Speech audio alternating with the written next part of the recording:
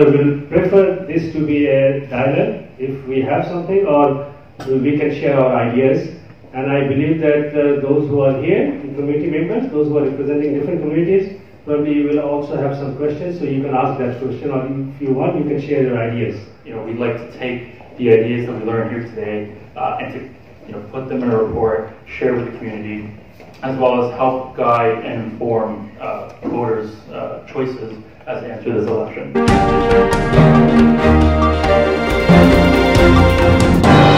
One thing I see, then, especially in Scarborough neighborhood, we have a lot of immigrants, a lot of skilled workers who come from different countries, and among them there are skilled workers who could get a job, but they don't get a job, the same opportunity, because a lot of big companies they bring in global resource from countries like India and others. I think that impacts the employment a lot here. I see that. I work in that industry. I see people. I know people who has that skill, came as an immigrant, but having a hard time getting the job. Those jobs are taken by the companies who is bringing resources from offshore, outsourcing. What is the plan for different? I'd like to hear from different parties. What is the plan to do about it?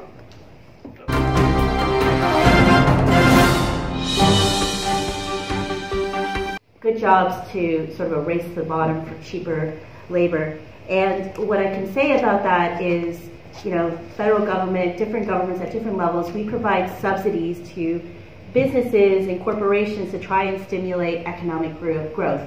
But which is a good thing. We want to stimulate business, but at the same time, what we could do better is to put strings attached, so we can actually provide subsidies attached to jobs. It doesn't make any sense for a company like Chrysler to have a loan forgiven for hundreds of millions of dollars after they close plants. That doesn't make any sense whatsoever.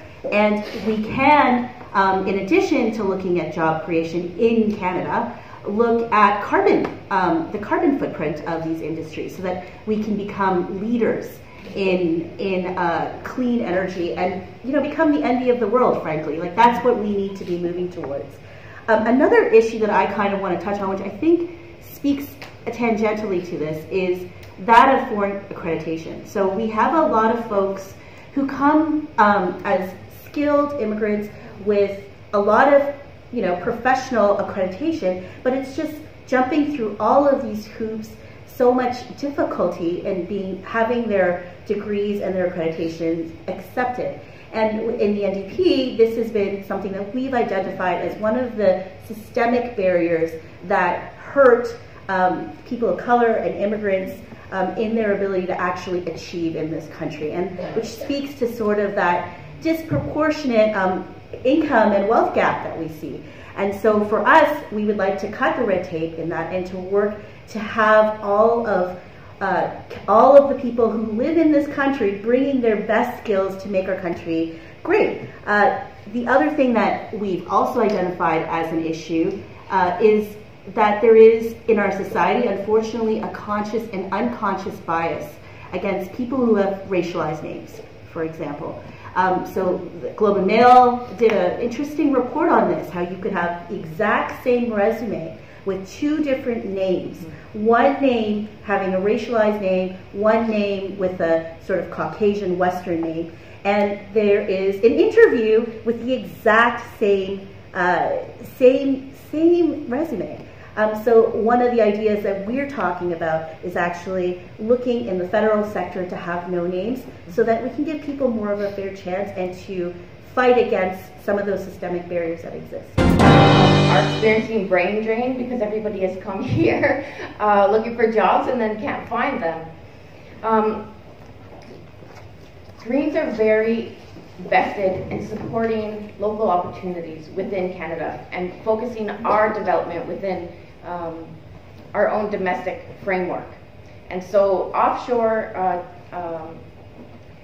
international agreements, trades, and systems need to be reevaluated, quite frankly. When we are losing jobs and companies are holding politicians hostage, saying that they're going to send them offshore, it's a travesty for us and for those who are coming here for opportunities. One of the very interesting things that I think that we have that a lot of countries don't is because of our diversity is the opportunity to grow in sectors, but we have to provide the funding to do that, right? And so there are industries that we also need to provide to other countries who are struggling to hit their carbon targets in energy, in agricultural management.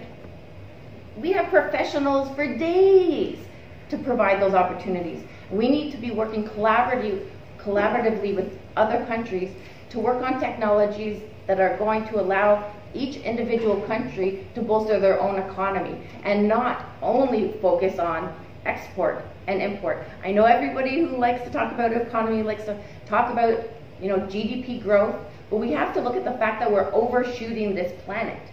And so we need to work within what our ecology is providing for us, because that is what the economy is based on, our healthy ecology.